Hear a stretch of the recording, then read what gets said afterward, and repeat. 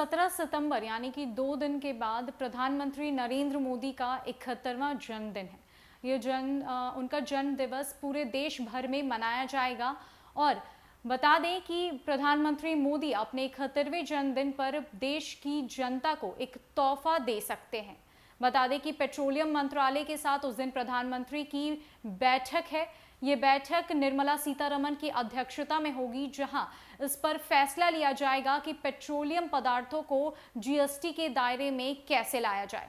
ये संभावना जताई जा रही है कि पेट्रोल और डीजल को जीएसटी के दायरे में लाया जाएगा, जिसके बाद संभवतः पेट्रोल और डीजल की दामों में गिरावट आएगी। ऐसा कहा जा रहा है कि अगर पेट्रोल और डीजल को जीएसटी में लाया गया तो उसके बाद पेट्रोल के दाम घटकर 75 रुपए के आसपास हो जाएंगे और डीजल के दाम घटकर 68 रुपए के आसपास हो जाएंगे।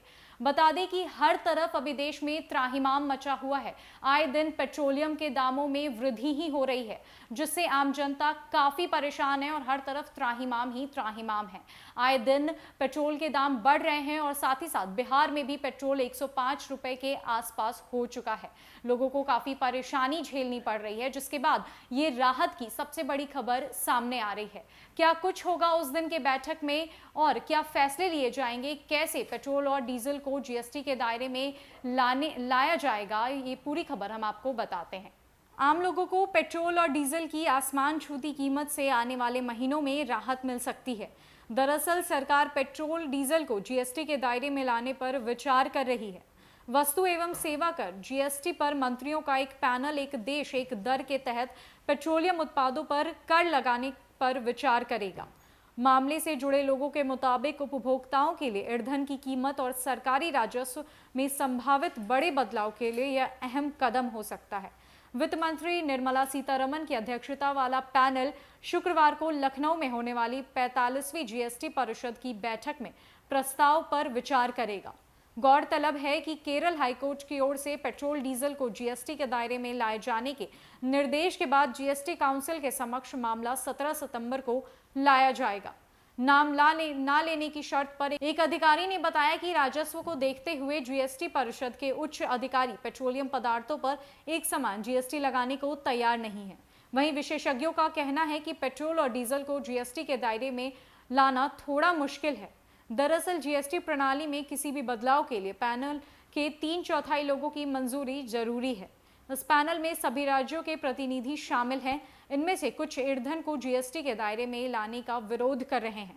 उन राज्यों का मानना है कि पेट्रोल और डीजल के जीएसटी दायरे में आने के बाद राजस्व का एक अहम राज्यों के हाथों से निकल जाएगा।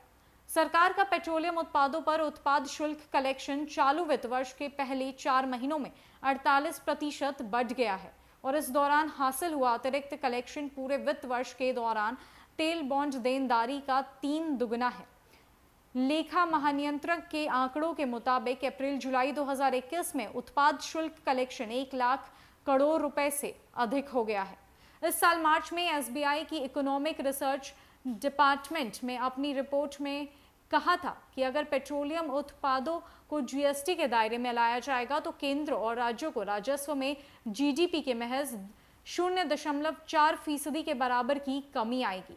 वहीं जीएसटी के दायरे में पेट्रोलियम उत्पादों को लाने के बाद देश भर में पेट्रोल के भाव 75 रुपए और डीजल के भाव 68 रुपए प्रति लीटर तक आ सकता है। जीएसटी में अधिकतम स्लैब रेट 28% है। हालांकि इसके ऊपर सेस यानी तंबाकू उत्पादों के मामले में 21% से लेकर 160% तक है।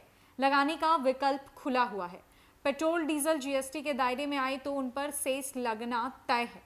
हालांकि इसके बाद भी प्रभावी दर वर्तमान टैक्स से कम रहने का अनुमान है। इसके अलावा इससे पेट्रोल डीजल पर इनपुट टैक्स क्रेडिट भी मिलेगा। इससे कारोबार की लागत में कमी आएगी। बता दें कि पेट्रोल डीजल पर जीएसटी लगाने के बाद पर बैठक होगी जो लखनऊ में होने जा रही है। ये 17 सितंबर को होगी, जो निर्मला सीतारमण की अध्यक्षता में होगी। इसमें प्रधानमंत्री नरेंद्र मोदी भी शामिल होंगे। बता दें कि अगर पेट्रोल और डीजल पर जीएसटी लगता है तो इसमें केंद्र और राज्य सरकार को नुकसान झेलना पड़ सकता है, पर आम लोगों के लिए यह राहत की बात है।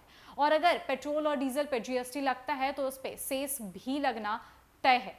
तो अभी फैसला आना बाकी है कि क्या पेट्रोल और डीजल पर जीएसटी लगता है या नहीं। इस पर विभिन्न राज्यों का क्या मत होगा, यह 17 सितंबर को ही पता चलेगा। तो अभी के लिए बस इतना ही। नमस्कार।